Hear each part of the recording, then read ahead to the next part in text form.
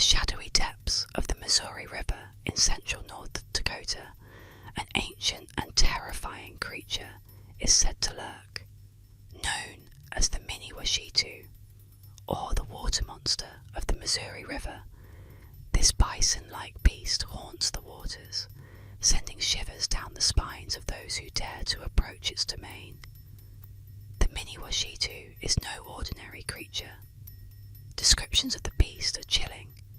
Its body resembles that of a bison, but its eyes glow with an eerie red light, and its skin shimmers like wet, glistening stone. Some say its back is covered in jagged spines, and its massive horns curve upward like dark crescent moons. The Mini Washitu is said to be both beautiful and horrifying, an ancient force of nature born from the river's cold, dark currents. The legend warns that encountering the Mini Washitu is a death sentence. It is said that those who see the creature are struck with a terrible madness, their minds unravelling as they are haunted by visions of the beast long after their encounter. Some victims are drawn back to the river, compelled to wade into its icy waters, where the Mini Washitu waits to drag them to a watery grave. The origins of the Mini Washitu are shrouded in mystery. Some believe it is a guardian spirit of the river, punishing those who disrespect its waters. Others whisper that it is an ancient predator, older than the land itself, a creature that has hunted these waters since time immemorial. To this day, the legend of the Mini Washitu persists, a chilling reminder of the unknown lurking beneath the river's surface.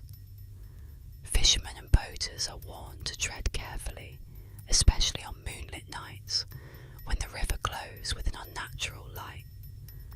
For if you see the Mini Washitu, it may already be too late. Its glowing eyes the last thing you'll ever see before the river claims you forever.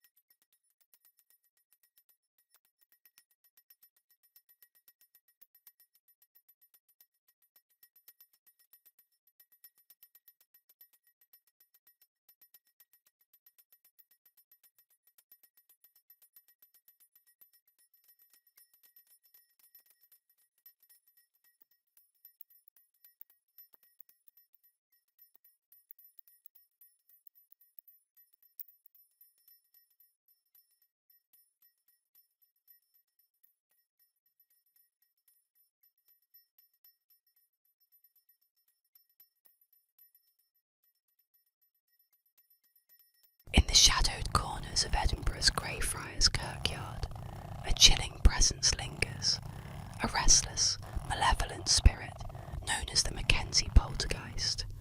The ghost of Sir George Mackenzie, one of Scotland's most infamous figures, is said to haunt the cemetery, bound to the very site where his victims lie buried. In life, Mackenzie was a brutal enforcer of religious oppression, orchestrating the persecution and deaths of countless Covenanters, Scottish Presbyterians who defied the Crown's mandates. Many of his victims were imprisoned in a section of the graveyard now ominously referred to as the Covenanters' Prison, a cold, desolate corner of the cemetery where unimaginable suffering once occurred. Ironically, Mackenzie's own tomb, a grand, imposing mausoleum, sits near the mass graves of those he tormented. The legend begins with reports of strange occurrences around his mausoleum. Visitors have spoken of sudden, icy chills, the sensation of being watched, and even unexplained bruises and scratches appearing on their skin. Some claim to have seen dark, shadowy figures darting between the gravestones, while others have reported hearing faint whispers carried on the wind, voices of anguish and rage that seem to echo from the past. The poltergeist's rage is said to have been awakened in the late 20th century, when a homeless man sought refuge inside Mackenzie's tomb, desecrating it in his desperation. From that moment, the paranormal activity escalated, and tales of the Mackenzie poltergeist spread like wildfire. To this day, the kirkyard is considered one of the most haunted places in the world. Those who dare to visit at night are warned to tread carefully, for Mackenzie's vengeful spirit is said to lash out at those who disturb his eternal rest. His presence looms over Greyfriars, a chilling reminder that the sins of the past can never truly be buried.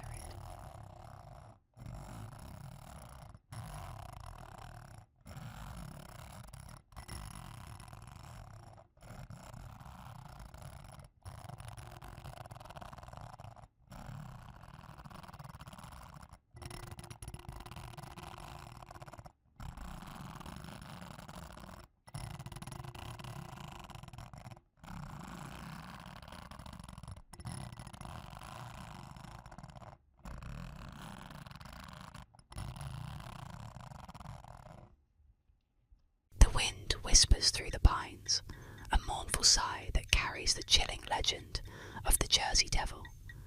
Deep within the pine barrens, a desolate expanse of scrub and shadow, a creature of nightmare stalks the night. Born of a cursed birth, the 13th child of Mother Leeds, a woman said to have consorted with the devil himself. The Jersey Devil is a monstrosity of flesh and bone, a twisted mockery of nature. Its form is fluid, shifting and changing in the swirling mists of the barrens.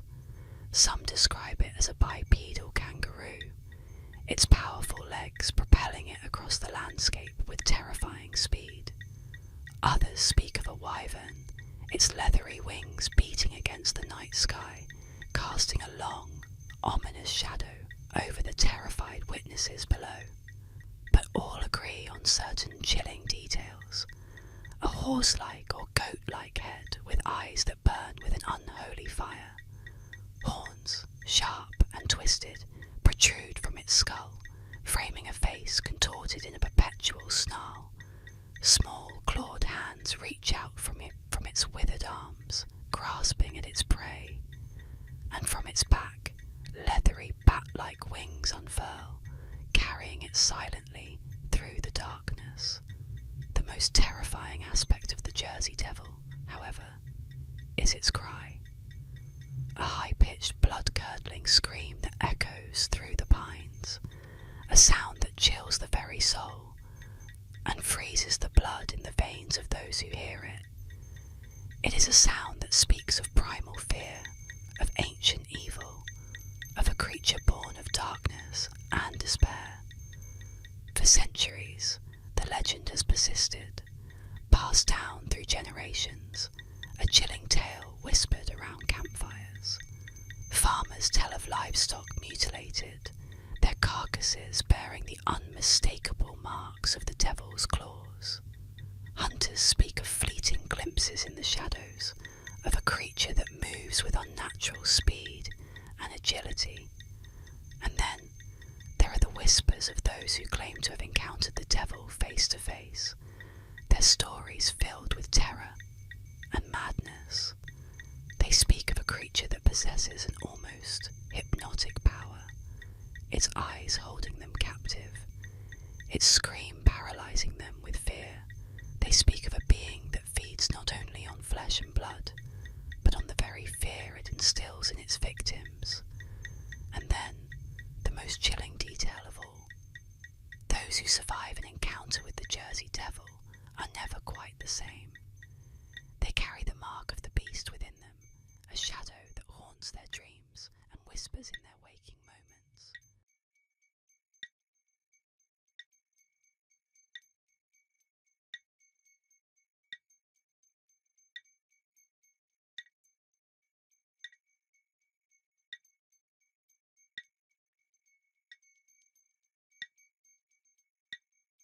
In the dark forest surrounding Rhinelander, Wisconsin, there exists a creature so fearsome and unnatural that even the bravest souls hesitate to speak of it.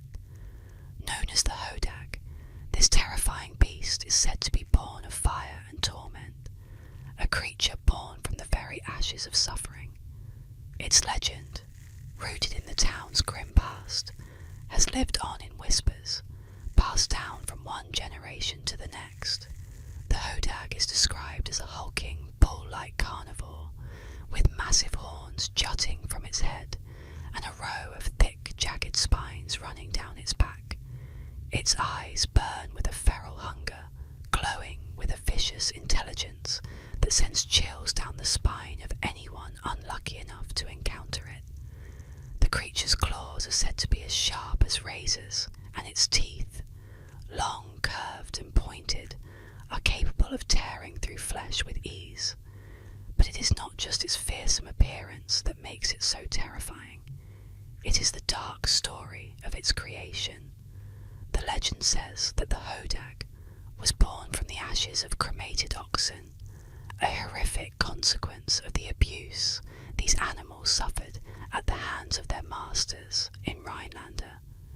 In the early days of the town, oxen were used for heavy labour, often treated with brutal cruelty.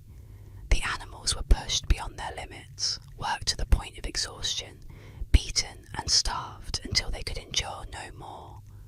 It is said that when these oxen were finally put to rest, their suffering did not end.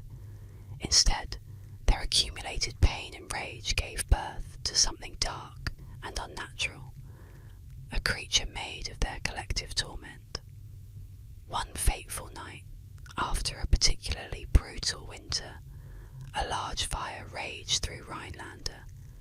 It was said to have started in a nearby barn where the remains of abused oxen were burned. As the flames consumed the carcasses, something strange happened, something that could not be explained. From the heat and smoke, the hodag emerged, a twisted, vengeful incarnation of all the suffering and misery these animals had endured. Its very existence was an embodiment of rage, a creature that would stop at nothing to wreak havoc upon those responsible for the pain it was born from. As the hodag wandered the forest surrounding Rhinelander, it became a terror that haunted the local people. They spoke of its eerie, guttural growl echoing through the trees, a sound that would freeze anyone who heard it in their tracks. Some claim to have seen the beast, its massive horns gleaming in the moonlight, its spine arched in an unnatural curve, ready to pounce. Those who ventured too deep into the woods would often never return, their screams lost to the wind, leaving only the faintest trace of blood behind. The townsfolk tried everything they could to rid themselves of the hodag.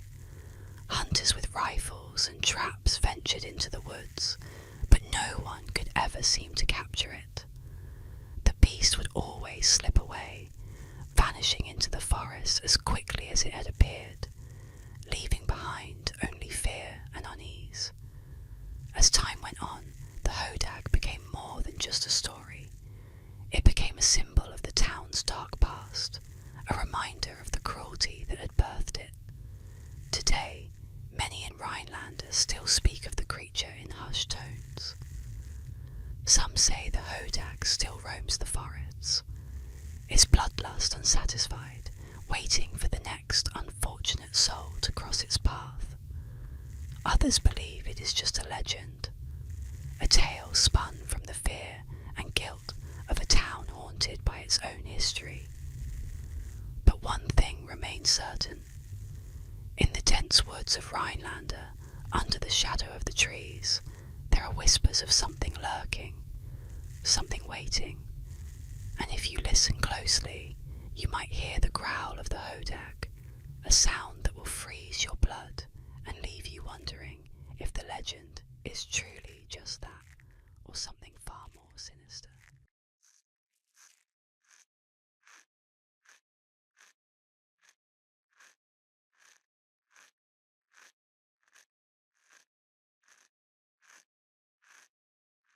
In 1972, artist Bill Stoneham created a painting that would become infamous for its unsettling aura and terrifying legend.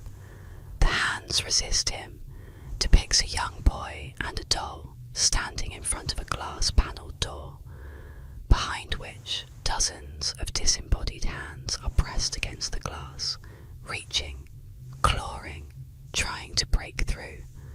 But it is not just the eerie image that haunts those who see it.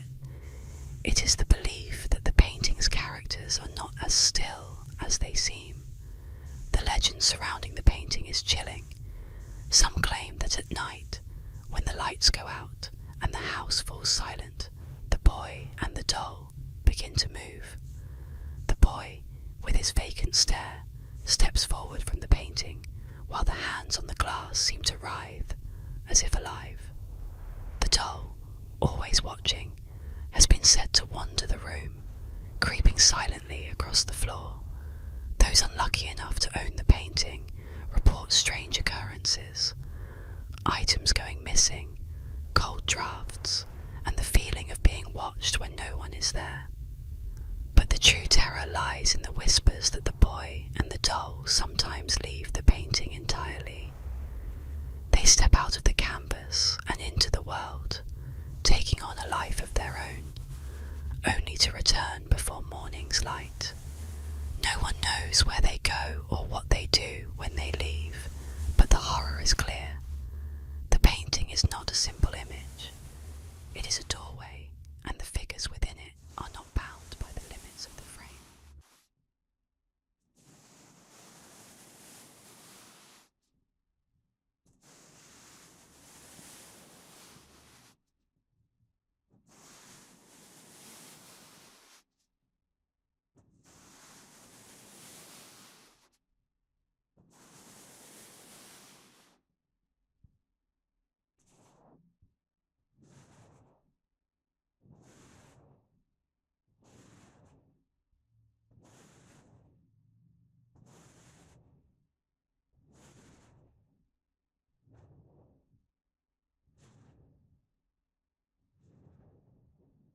In the desolate hills of Bridgewater Corners, Vermont, a chilling legend whispers through the icy winds.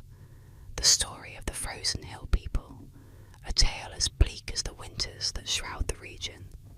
It begins on December 21st, 1887, a winter so cruel that it buried the hills under an unforgiving blanket of snow and ice, sealing off a poor family of hill farmers from the rest of the world. What happened in their isolated home during those endless frigid nights remains one of Vermont's darkest mysteries. The family, so impoverished they could barely afford to feed themselves, was known for their reclusive nature. They lived high in the hills, where even the hardiest dared not venture during winter's peak.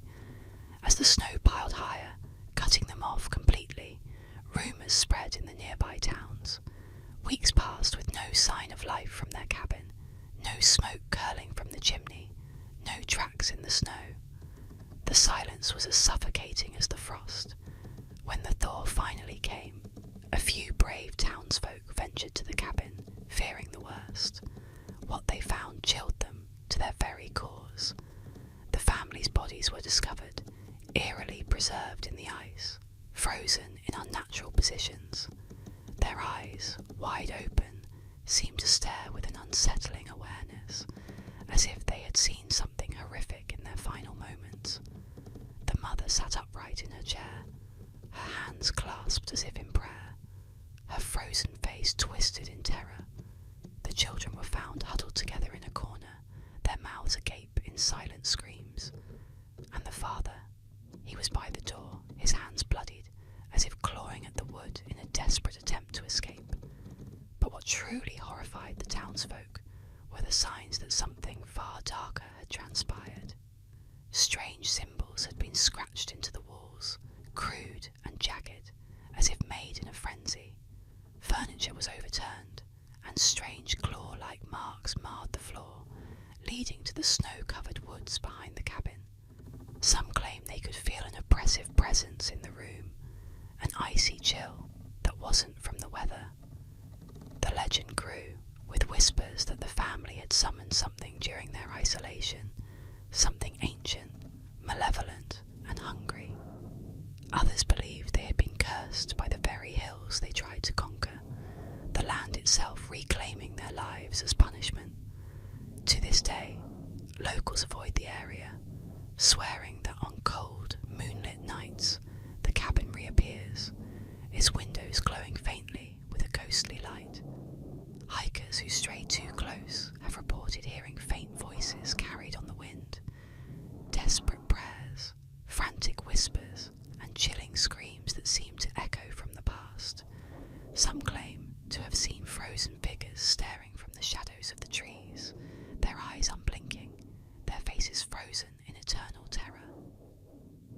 frozen hill people remain a haunting reminder of nature's merciless grip and the darkness that can creep into the minds of the isolated. Their story lingers, as cold and unyielding as the winters that claimed them, a warning to all who dare to tread too far into Vermont's frozen hills.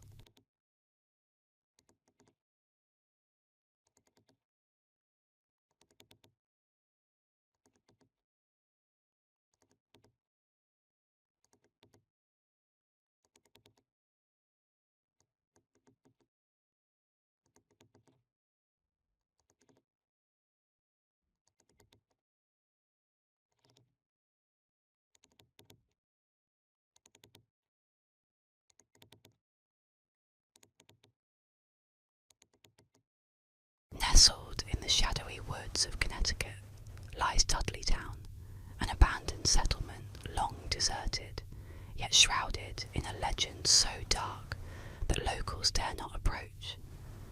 Known as the Village of the Damned, Dudleytown is said to be cursed, a place where misfortune and madness consumed all who once called it home. Though the town has been reclaimed by nature, its eerie past haunts the trees, and whispers of its sinister history linger in the night air. The story begins with the Dudley family, who settled here in the 1700s. According to legend, they brought a curse with them, a curse that had followed them from England, steeped in betrayal and misfortune. Soon after they arrived, strange occurrences began. Crops failed, livestock vanished, and settlers faced strange, violent deaths.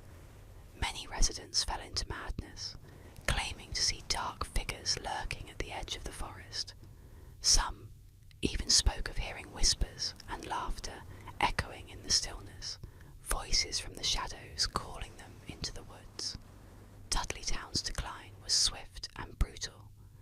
By the 1800s, the few remaining families abandoned the town, fleeing the unshakable sense of dread that clung to it. They left behind decaying homes and stories of mysterious disappearances, tragic suicides, and madness that seemed to plague anyone who lingered too long. Locals believe the land itself is cursed, a dark energy woven into the soil, infecting all who come near. Today it is said that the spirits of those who perished in Dudleytown still roam the empty streets, forever trapped by the curse. Though the town is now off limits, curiosity seekers still attempt to visit, drawn by the sinister reputation of Dudleytown. Many who sneak onto the land report feeling an overwhelming sense of dread, hearing faint whispers or even seeing shadowy figures moving among the ruins. Some have left in terror, claiming they felt invisible hands pressing down on their shoulders, as if something were trying to pull them into the darkness. The warnings are clear. Stay away from Dudleytown, for the curse remains, waiting for those foolish enough to disturb the silence of the haunted ghost town. Those who venture there may find themselves trapped, ensnared by a darkness that has claimed many before, and will not hesitate to claim more.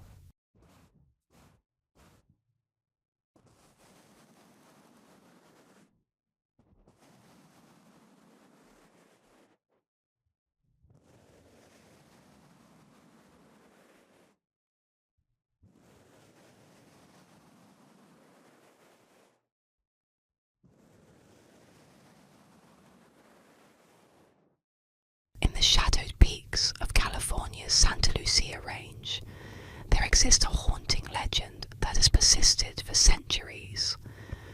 Known as the Dark Watchers, or as early Spanish settlers called them, Los Vigilantes Oscuros, these mysterious figures are said to lurk among the cliffs and ridges, observing anyone who dares wander too close. They are tall, towering silhouettes, human-like, yet somehow larger than life, standing motionless against the horizon, watching in silence. No one knows who or what they are, or why they appear, but every sighting comes with a feeling of dread, as if these dark sentinels hold secrets that mortals were never meant to uncover. Travellers Travellers who venture into the mountains often report a strange sense of being watched, even when alone. As they scan the landscape, they see them, figures draped in darkness, always at a distance, their outlines clear, but their features impossible to discern. They wear what appear to be long cloaks and wide-brimmed hats, though some say the figures shift and blur if looked at too long, fading into shadows, as if they were never there at all. Yet they reappear moments later, always at the edge of sight, still watching, waiting. Many believe that the Dark Watchers are ancient spirits, protectors of the mountains, or perhaps remnants of a darker time, cursed to roam these peaks eternally. Legend has it that they don't take kindly to those who venture too deeply into their territory. One story tells of a hiker who, upon noticing a figure in the distance, tried to approach it. As he drew closer, he felt an icy chill spreading through his body, a whisper on the wind urging him to turn back. When he ignored it and moved forward, the figure seemed to grow taller, its shadow stretching, consuming the very light around him. Panicked, the hiker ran, but the feeling of the watcher's gaze followed him, haunting him for years afterward. Another tale describes a group of campers who spotted a dark watcher at dusk, outlined against the setting sun.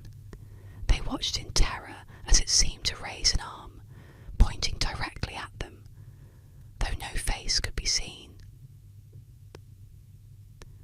That night, the campers awoke to strange sounds outside their tent. A soft rustling, like fabric brushing against stone. In the morning, they found strange footprints around their camp, impossibly large, yet vanishing abruptly, as if the entity had simply melted into the mountain itself. People say that the Dark Watchers cannot be approached or interacted with. Those who have tried to take photographs or call out to them find that their equipment malfunctions, their voices swallowed by the stillness.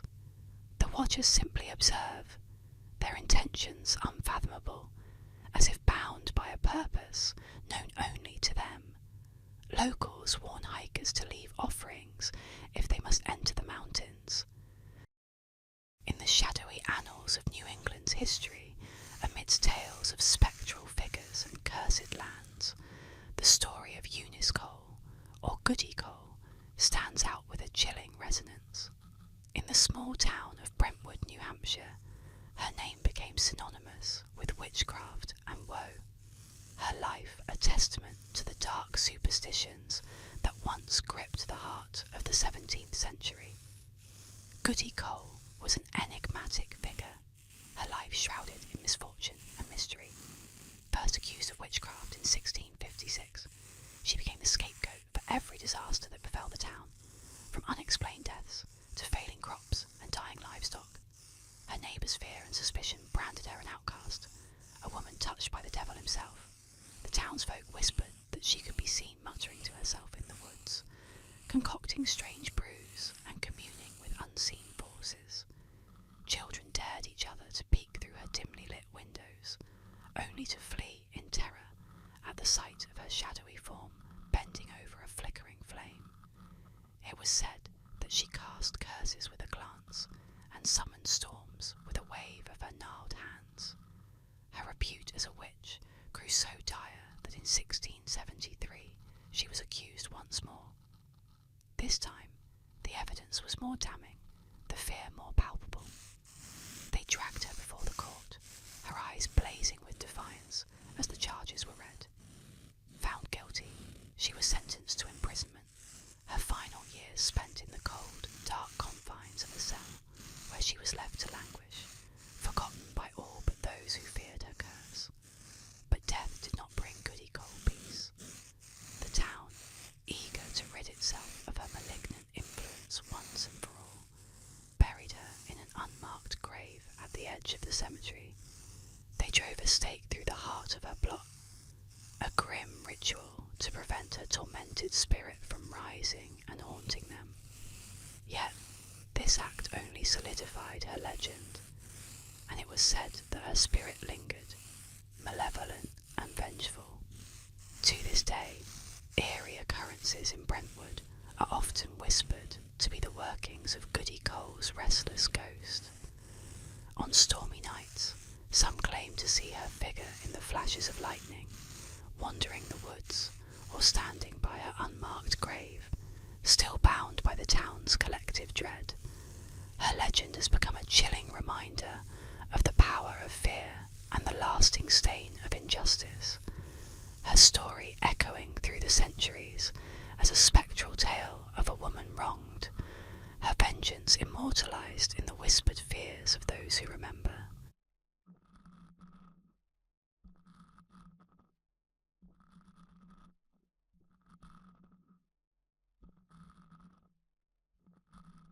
Tonight, let me guide you into the shadows of ancient Spain, where the chilling legend of the Castilian lisp unfolds.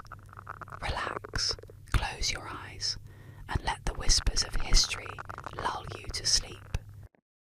In the dark corners of Spain's forgotten history, a chilling tale has lingered for centuries, whispered among locals and passed down from generation to generation.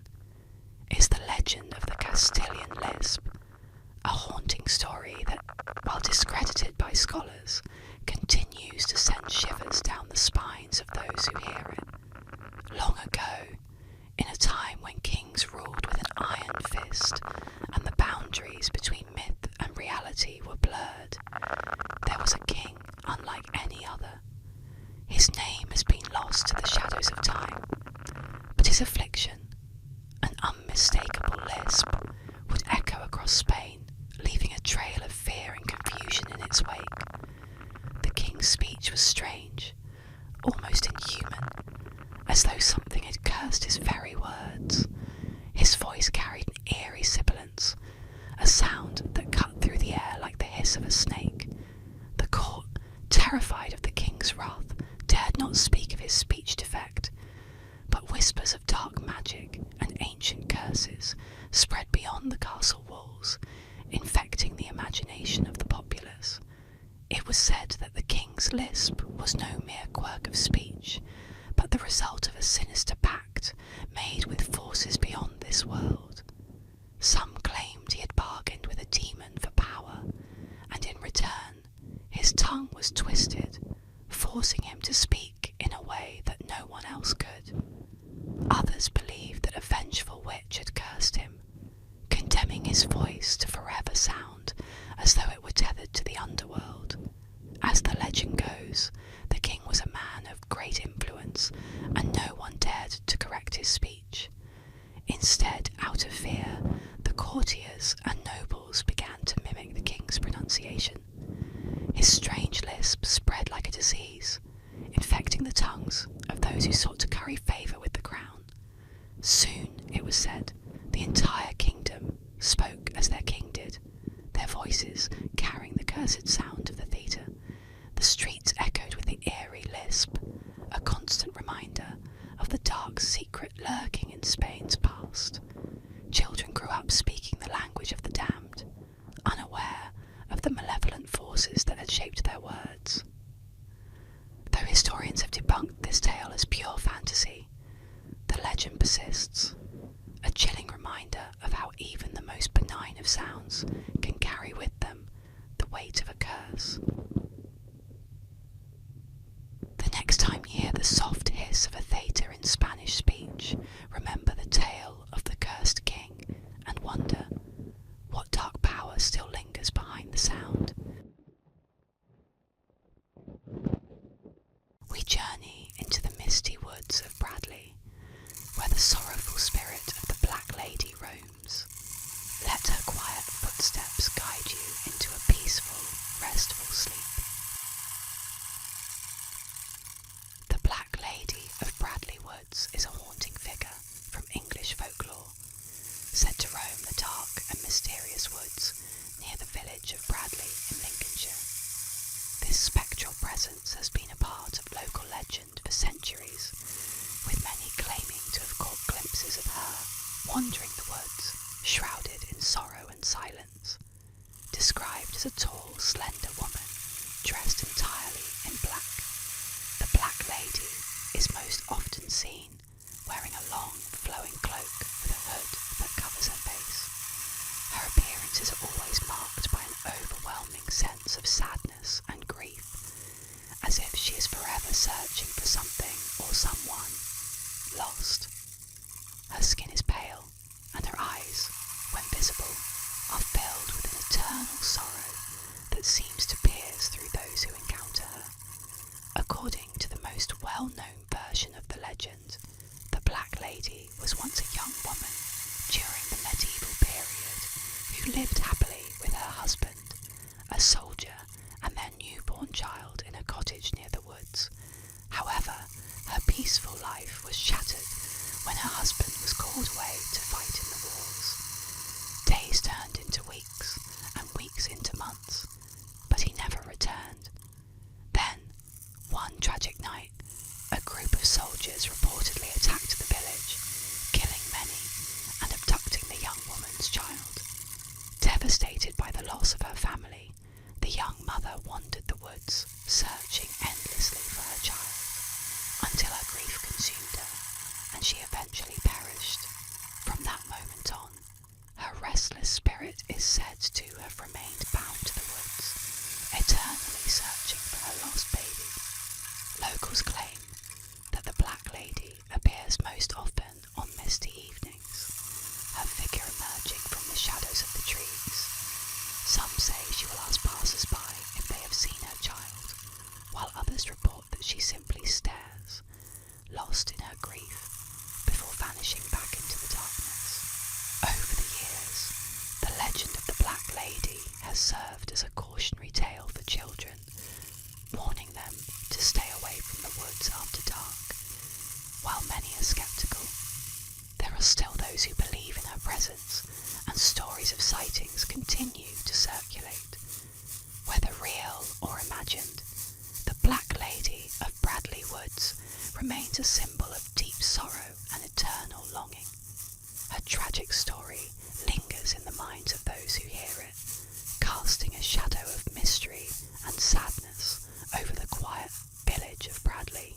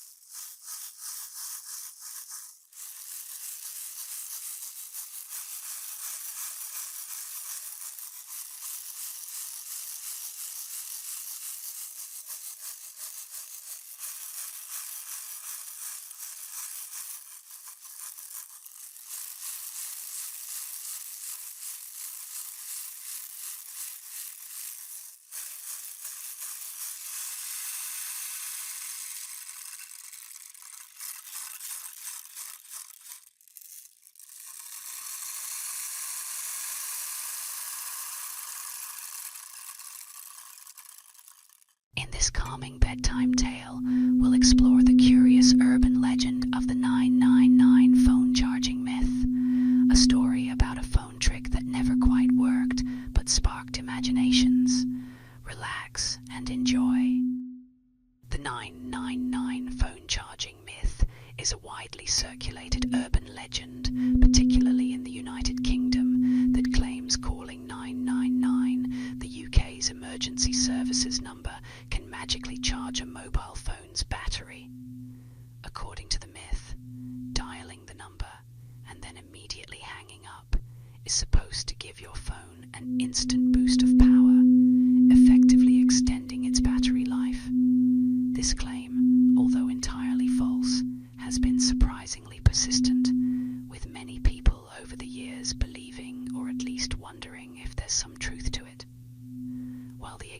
origin of the myth is unclear. It likely began circulating in the early days of mobile phones, when people were still learning the nuances of how these devices worked. Some suggest it may have originated from confusion around how phones access emergency services even when they appear to have no signal or very low battery. This feature, which allows phones to make emergency calls even in unfavorable conditions, may have been misunderstood, leading to the belief that calling 999 somehow recharges the phone. In the age of social media, the myth gained new life. People posted about their experiences trying the trick, and discussions on online forums, blogs, and social networks helped spread the false information further. The myth was particularly appealing because it offered a seemingly quick fix to a common problem: a dying phone battery at an inconvenient time. The reality is that calling 999 does not charge your phone. Mobile phones are powered by batteries that require electrical charging from an external source, like a wall socket, power bank, or USB connection. Emergency numbers like 999, 911, or 112 do not have the capability to transmit any form of electrical charge to a mobile device. The idea that merely making a phone call could restore battery life is not supported by any scientific or technical evidence. In fact, making a phone call when your battery is already low can drain it further, especially if the call is placed to an emergency line. Mobile phones consume more power when trying to connect to emergency services, particularly if the signal is weak.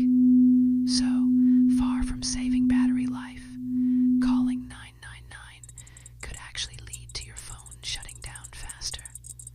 While the myth may seem harmless, it can have serious consequences. In the UK, calling 999 without a legitimate emergency wastes time and resources for emergency operators and responders. Every unnecessary call diverts attention from real emergencies where lives might be at stake. In extreme cases, repeated hoax calls can result in legal consequences. Intentionally making prank calls to emergency services is a criminal offense in many countries, and those caught misusing these numbers may face fines or even imprisonment. In the UK, making hoax calls to 999 can lead to legal action under the Communications Act 2003. Emergency service organizations, mobile phone companies, and fact-checking websites have repeatedly debunked the 999 phone charging myth. These efforts aim to educate the public about how mobile phones and emergency services really work in hopes of preventing misuse. In a world where misinformation can spread quickly, it's important to approach such claims with skepticism and rely on credible sources for information. If your phone battery is low, the only way to recharge it is to connect it to a power source. No phone call, emergency or otherwise, will change that. In summary, the 999 phone charging myth is just that, a myth. It's essential to understand how mobile phones function and to avoid making false calls to emergency numbers, ensuring that emergency services remain available for those who truly need them.